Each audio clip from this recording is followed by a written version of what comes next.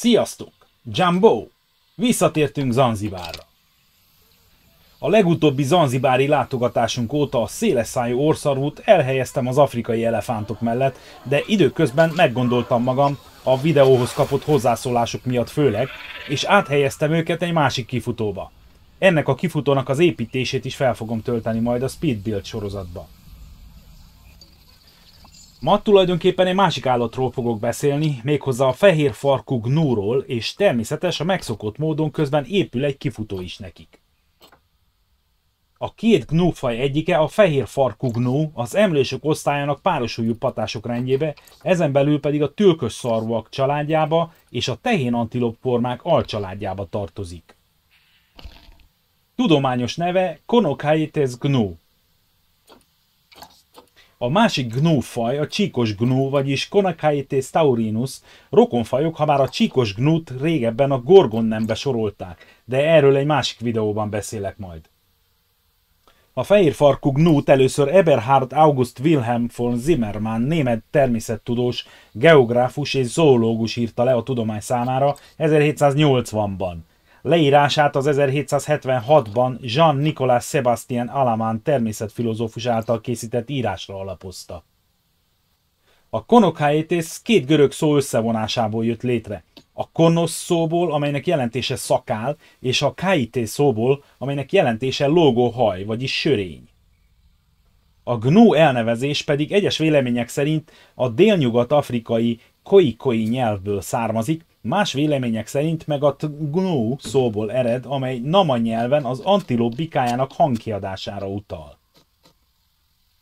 Az állatot a mai Dél-afrikai köztársaság északi felén fekvő területeken látták először az európaiak az 1800-as években, és kizárólag az afrikai kontinens déli részein őshonos. A 19. században szinte teljesen kiirtották, részben a vadászattal, mivel bőréért és húsáért vadázták, részben pedig azért, mert kártevőnek tartották, mivel ugyanazt legelte, mint az emberek szarvasmarhája. Gondolom, ez sem az őslakosok ötlete volt. Kevesebb, mint 600 példány maradt életben. Jó, hogy nem ugyanaz volt az ok, mint az amerikai bölény esetében. Viszont ezt az antilopfajt is ugyanúgy mentették meg, ahogy a bölényt. Magánrezervátumokban, vadasparkokban és farmokon tartva sikerült visszaszaporítani a Dél-afrikai köztársaságban, Szváziföldön és Leszotóban, ugyanakkor betelepíteni az őshazáján kívülre, Namíbiába és Kenyába. A fehér farkú gnú a nyílt térségeket és szavannákat, valamint a Karoo bozótosait kedveli, de jól tűri a hullámzó dombvidéket és a sziklás hegységeket is, 1350 és 2150 méteres magasság között. Az idősebb bikáknak nagyjából 1 négyzetkilométeres területeik vannak, ezt nem hagyják el, de a csordák lehetőség szerint vándorolnak. A tehéncsordák nagyjából 100 hektáros területeken vándorolnak. Amikor még szabadon mozoghattak a területeken, akkor a száraz téli hónapokban Dél-Afrika magasabban elterülő földjein tartózkodtak, az esős évszakban pedig a Karoo térségben a két terület között állandóan vándoroltak, de manapság, mivel tulajdonképpen most is fogságban élnek nagyjából, már nem vándorolnak ilyen nagy távolságokat. A legtöbb rezervátumban társulnak a fehérpofájú landszarvú antilopokkal és a vándorantilopokkal. Mivel rokonától a csíkos gnútól különbözik a viselkedése és az eredeti elterjedési területe is, ezért azokkal a természetben nem társul, így a hibridizáció ritka, de lehetséges. Ezt megfigyelték már olyan vadasparkokban vagy rezervátumokban, ahol mindkét fajt tartották. A hibrid példányok az őszvértől eltérően általában ivarképesek. A Dél-afrikai köztársaságban a KwaZulu-Natal tartományban lévő Springkop Dam Nature Reserve nevű vadasparkban kutatásokat végeztek ezzel kapcsolatban, és az eredmények azt mutatták, hogy a hibridek nagyobbak lehetnek, mint a szüleik, és testi rendellenességben szenvedhetnek. A rendellenességek a fogakban, a szarvakban és a koponyát összetevő vormiancsontokban jelentek meg. A fehér farkú gnú esetén megfigyelhető a nemi kétalakúság, mivel a tehén kisebb és karcsúbb. A bika marmagassága nagyjából 111 és 121 cm közötti, a tehéné 106 és 116 cm. Az átlagos hossza 170 és 220 cm között van, súlya pedig 110 és 180 kg között mozog. A fehér farkú gnú legfőbb sajátos jellemzője, amiről a magyar nevét kapta, a loéhoz hasonlító hosszú fehér farka, amely 80 és 100 cm között lehet. Sűrű szőrcsomokkal borított bundája a sötétbarnától a feketéig változik. Ez a szőrzet hosszabb a mellső lábai között és a hasi tájékán. Ugyanakkor sörénye is van. A bika sötétebb, mint a tehén, az újszülött borjú pedig fakóbarna. Nyáron világosabb, télen sötétebb és durvább a szőre. A sörénye általában nem lelóg, hanem felmered. A szemei előtt, a szőrcsomók alatt és a hátsó lábain vastag anyagot termelő szagmirigyek találhatók. Mind a két nemnek 90 fokos szögben előre, majd felfelé hajló szarva van. A növekedés elején a szarvhegye először egyenesen felfelé irányul, majd később oldalra hajlik. Ez azért történik, mert a szarv belső oldala gyorsabban növekszik, mint a külső. A tehén szarva 3 éves korban éri el a teljes méretét, és keskenyebb és rövidebb, mint a bika szarva, amely széles és lapított, ezáltal pajzsot képez a koponyának, és csak 4-5 éves korában áll le a növekedése. Kizárólag növényevő állat, főleg rövid füvekkel táplálkozik, de kiegészítheti az étrendjét más lágyszárú növényekkel vagy a bozótosok leveleivel. Létfontosságú számára az itatóhelyek közelsége, de ha muszáj, néhány napig kibírja víz nélkül is. Legelés közben a csorda tagjai vagy laza szétszóródásban, vagy vonalban haladnak, általában mindig ugyanabba az irányba. Mint sok más nagytestű növényevőt, a fehérfarkú gnút is kíséri a pásztorgém, amely a gnú bőréből szedi ki a kullancsokat és vadásza le a legeléssel felriasztott rovarokat. Főleg kora reggel és késő délután tevékeny, és annak ellenére, hogy élőhelyén nagymértékű a hőmérséklet ingadozás, mindig stabilan tartja a testhőmérsékletét. Egy évig tartó kutatás alatt olyan gnúkat figyeltek meg, amelyeknek nem volt árnyék az életterükben. Megfigyelték, hogy amint a hőmérséklet egyre forróbbá vált az év során, annál több állat tért át az éjszakai táplálkozásra. A hűvösebb időben a gnúk fekve pihentek, viszont a tűző napon inkább lábon állva pihentek. A fehérfarkú gnúk 3 szociális rétegbe tömörülnek. A csordákban vagy csak tehenek vannak, vagy csak fiatal bikák, ugyanakkor idősebb bikáknak saját kizárólagos teritoriumuk van. A tehéncsordák általában 14-32 közötti egyedből állnak, de ha bőséges a táplálékforrás, vagy kisebb a terület, akkor jóval nagyobb is lehet a létszám. A tehéncsordákban általában rokontehenek vannak, és jól meghatározott hierarchia van közöttük. Itt csordán belül jól el vannak egymással, de a kívülálló, csatlakozni kívánókkal szemben agresszívan viselkednek. Az anyák mellett mindig csak a legfiatalabb borjak lehetnek. A nagyobbak külön kis csoportokat alkotnak a csordán belül. Miután ez az elválasztás megtörténik, és az anya már nem védelmezi az előző borjút, a túlélési esélye is csökken. Az elválasztott bikaborjuk nagyja inkább fiatal bikacsordákhoz csatlakozik, és csak néha marad egy-egy a csordával. A tehenek viszont mindig csatlakoznak a kis elválasztott csoporthoz. A bikacsordák lazábbak, általában nem kötődnek egymáshoz, nem agresszívak a kívülállókkal, hanem befogadják maguk közé az elválasztott bikaborjukat, vagy a területüket elveszített bikákat. Nagyobb területeket járnak be, mint a tehéncsordák, és ezekből kerülnek ki majd a következő területkövetelő és nemző generációk.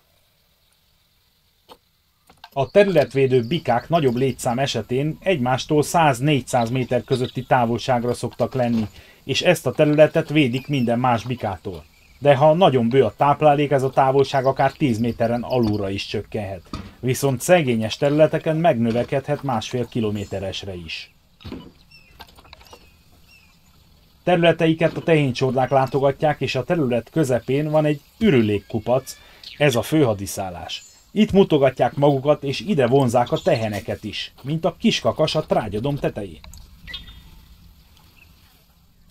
Ez az önmutogatás abból áll, hogy a bika a szarvaival és a patáival a talajt kaparja, belefekszik és vizel. Igen, vizel. És ettől ijednek meg más bikák. Hát meg tudom érteni, ha nem mennek közel egy ilyenhez. Ami a durva, hogy a teheneket pont ezzel csalogatja magához.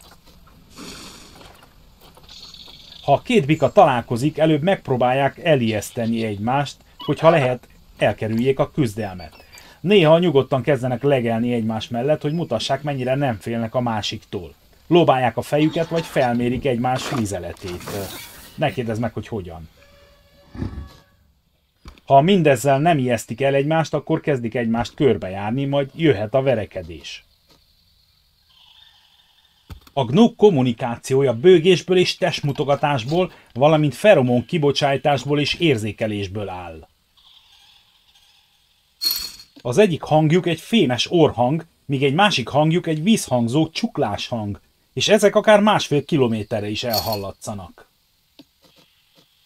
Ha néhány 100 méteres távolságból veszélyt érzékelnek, akkor fújó hangokat hallatnak, és hirtelen rövid távolságra eltávolodnak, majd megállnak és lesik, hogy a veszélynek vélt forrás követi-e őket. Ha a veszélyforrás követi őket, akkor ezt többször is megismételhetik. Nagyon gyors antilopok hosszú távon is gyorsak tudnak maradni, és akár 80 km/h sebességet is elérik. A fehér farkú gnú legfőbb természetes ragadozói, az állatok királya az oroszlán, azok vetélytársa a foltos hiéna, az állati demokráciáról ismert hiéna kutya, más néven afrikai vadkutya, a kecses leopárd, a fenséges gepárd és a vízből leselkedő nílusi krokodil. A borjakra főleg a hiénák, míg a felnőttekre az oroszlánok vadásznak. A fehér farkú gnó akár 20 évig is élhet. A szaporodási időszak az esős évszak végén kezdődik, és néhány hétig tart, február és április között. A bika és a tehén közti párzás többször is megtörténik. 8,5 hónapos vemhesség után a tehén egyetlen nagyjából 11 kilós borjút hoz a világra. 4 hét után kinő a borjú 4 szemfoga, és megjelennek a fehén a jövőbeli szarvak dudórjai. 5 hónapos korában már 20-25 centis szarvai vannak. 6-8 hónapos koráig szoptatja az anyja, de már 4 hetes korától kóstolgatja a füveket is. Az ivarérettséget a bika 3 évesen éri el, de fogságban ez korábban is megtörténhet. A tehén viszont már 1 évesen is ivarképes lehet, de általában csak 2 évesen kezd el szaporodni, évente egyszer. Manapság a teljes állományt nagyjából 18 000 egyedre becsülik. A populáció 80%-a magántulajdonban levő területeken él, 20%-a él csak rezervátumokban. Namíbiában 1982-ben 150 példánnyal indult a betelepítés, és a létszám 1992-re 7000 egyedre nőtt. A Dél-afrikai köztársasághoz tartozó valamikori Natal tartomány címerén 2 fehér farkú gnú volt, míg a mai KwaZulu-Natal tartomány címerét egy oroszlán és egy fehér farkú gnú tartja. Többször is ábrázolták bélyegeken, és a dél-afrikai pénznemen az 5 randos érmén is ez az antilop látható. Valamikor gazdasági kártevőknek nézték és írtották őket, manapság viszont közgazdaságilag igen fontos szerepük van, ugyanis sok turistát vonzanak azokhoz a farmokhoz és vadasparkokhoz, ahol tartják őket. Változnak az idők. Bőrükért és húsukért is tartják őket, ha bár száraz, rágós húsuk van, megszárítják és biltongot készítenek belőle. A biltong a dél-afrikai benszülött konyha egyik kedvelt különlegessége. A tehén húsa puhább, mint a bikáé, főleg ősszel. A fehér farkú gnó 10-szer több húst ad, mint a Thomson gazella, a hosszú selymes fark szőrzetéből pedig légyhesegetőt készítenek. A szarvasmarha csordákban terjeszthetik a keleti marhavészt, valamint a kullancsokat, a fonálférgeket, a galantférgeket, légylárvákat és a valódi mételyek közül a Paramphinstomum fajokat. A gnók több animációs filmben is szerepet kaptak, például a Kumbában, Patamama, a Vadkalambban, Madagaszkárban, a The Great Space Coasterben és az Oroszlán király című filmekben. A kizárólag szabad számítógépes szoftverből álló gyűjtemény, a GNU logója is egy fehér farkú GNU. Magyarországon sajnos sehol nem láthatunk fehér farkú GNU-t. Ha mégis tudsz valahol, kérlek írd meg kommentben. Ne felejtsd el megnyomni a lájkot, sokat segít abban, hogy másokhoz is eljusson a videó. Ugyanakkor írd meg, hogy mi érdekeset tudsz még ezekről az antilopokról. Ne felejtsd el a feliratkozást sem, ha még nem tetted meg. És nézd meg a többi videót is más állatokról is, azok is érdekesek. Köszönöm, hogy megnézted. Legyen szép napod!